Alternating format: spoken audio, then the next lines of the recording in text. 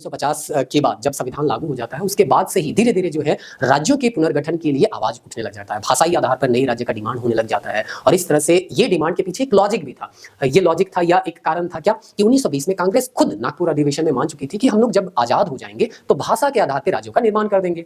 लेकिन जब देश आजाद हुआ उस समय यहाँ के जो सर्वोच्च लीडर थे वो क्या देख रहे थे कि पाकिस्तान बन चुका है, देसी रियासत अलग रहना चाह रहे हैं, उन लोगों को ऑप्शन भी मिल गया है कि स्वतंत्र रहना चाहता है तो स्वतंत्र माउंटबेटन का जो योजना था उसमें बोला गया था ना, या तो आप भारत के साथ मिलिए, पाकिस्तान के साथ मिलिए या स्वतंत्र रहिए। तो बहुत सारे लोग जो है स्वतंत्र रहना चाह रहे थे, जैसे कि जूनागढ़ हो गया, हैदराबाद हो गया, जम्मू कश्मीर हो गया। तो अगर इस तरह का स्थिति रहेगा तो फिर हमारा देश तो बिखर जाएगा। इसीलिए यहाँ पे कहा गया कि हम लोग जो है भाषा के आधार पे राज्य नहीं बनाएंगे। अगर भाषा के आधार पे राज्य बनाए तो हमारे देश में इतने सारे भाषा हैं, तो इतने सारे क्या राज्य बना देंगे? तो ऐसे में तो हमारा देश ही बिखर जाएगा, हम प्रशासन ढंग से कर ही नहीं पाएंगे, शासन कर ही नहीं पाएंगे।